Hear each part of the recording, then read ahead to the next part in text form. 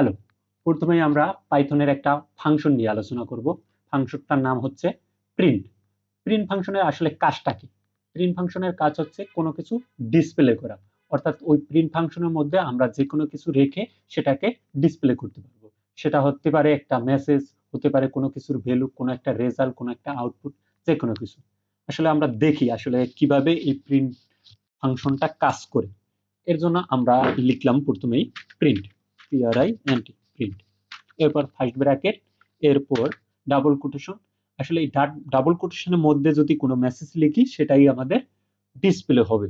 তাইলে আমরা একটু দেখি, HELLO, হ্যালো ওয়ার্ল্ড।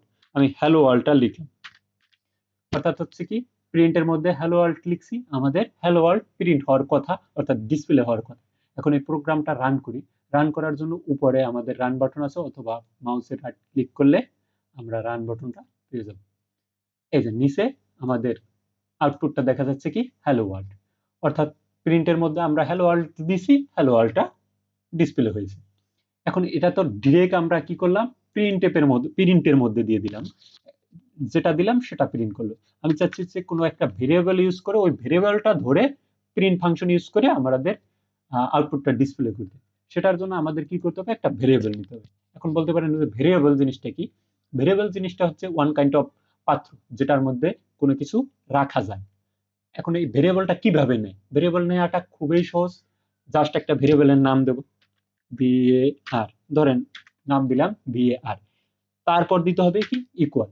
এখন এটার মধ্যে ইকুয়াল দিয়ে যদি আমরা কোনো স্ট্রিং টাইপের নিতে চাই তাইলে আমাদের ডাবল কোটেশনের মধ্যে লিখতে হবে।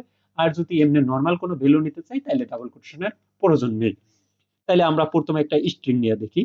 ডাবল কোটেশন দিয়ে আমরা ধরেন হ্যালো নিলাম, অর্থাৎ এই হ্যালো লেখাটা আমরা রাখছি কিসের মধ্যে, ভেরিয়েবল ওয়ানের মধ্যে, মানে var ওয়ানের মধ্যে। এখন আমরা যদি হ্যালো লেখাটা ডিসপ্লে করতে চাই তাহলে আমাদের var ওয়ানটা কি করতে হবে, প্রিন্টের মধ্যে লিখতে হবে।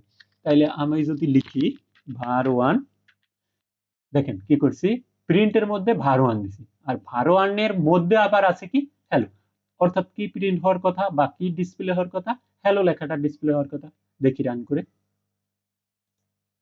দেখেন হ্যালো লেখাটা ডিসপ্লে হয়েছে।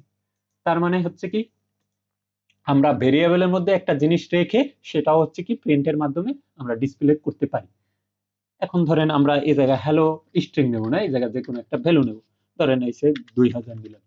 এখন আমরা 2000টা রাখছি কিসের মধ্যে, var ওয়ানের মধ্যে। var ওয়ানটা যদি আমরা প্রিন্ট করি তাহলে 2000 আমাদের আউটপুট আসার কথা, এই 2000 চলে যাচ্ছে। এখন ধরেন আমরা একটু ম্যাথমেটিক্যাল জিনিস করি। ধরেন দুইটা ভেরিয়েবল নেই, এই একটা ভেরিয়েবল এটার মধ্যে রাখি 20, বি একটা ভেরিয়েবল এটার মধ্যে রাখি 30। এখন এই দুইটা সংখ্যা যোগ করে আমরা আরেকটা ভেরিয়েবলের মধ্যে রাখতে চাই। ধরেন একটা ভেরিয়েবল নিলাম, সেটার নাম দিলাম হচ্ছে সাম। এটার মধ্যে আমরা এই দুইটা সংখ্যা যোগ করে রাখবো, a প্লাস বি। এখন এই দুইটা সংখ্যা যোগ করে কার মধ্যে রাখছি, সামের মধ্যে। এখন যদি এই যোগফলটা আমরা ডিসপ্লে করতে চাই তাহলে অবশ্যই কি করতে হবে, সামটা প্রিন্টের মধ্যে লিখতে হবে সাম। তাহলে সাম লিখলাম, অর্থাৎ আমাদের এখন কোডটা রান করলে আমাদের কি আসার কথা, 30, 20, 50। 50টা রাখছি কিসের মধ্যে, সামের মধ্যে, সামটা প্রিন্ট করছি, অর্থাৎ 50 প্রিন্ট হওয়ার কথা। দেখি আমাদের 50 প্রিন্ট হয়েছে।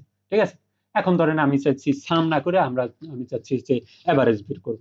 তাহলে এভারেজের জন্য, এভারেজটা রাখার জন্য আমরা একটা ভেরিয়েবল নিলাম, ধরেন এ বি জি, এটা ইচ্ছা মতো আপনি যে কোনো কিছুর নাম দিতে পারেন। Equal A plus B by হচ্ছে 2, অর্থাৎ হচ্ছে কি গড় করার জন্য আমরা কি করি, সংখ্যাগুলো যোগ করি, সংখ্যাগুলোর সংখ্যা দ্বারা ভাগ করি। দুইটা সংখ্যা আছে, 2 দিয়ে ভাগ করছি, 2 যোগ করি। এখন এই জিনিসটা রাখছি কিসের মধ্যে, এবিজি এর মধ্যে। এখন আমরা যদি এই এভারেজটা প্রিন্ট করতে চাই তাহলে কি প্রিন্টের মধ্যে আমাদের এবিজিটা লিখতে হবে, এবিজি। এখন তো বলেন তো রান করলে কি আসার কথা, 30, 20, 50 বাই 2, মানে গড়টা করে রাখছি কি এই এভারেজের মধ্যে। এভারেজটা হচ্ছে কত, 30, 20, 50 বাই 2, অর্থাৎ 25।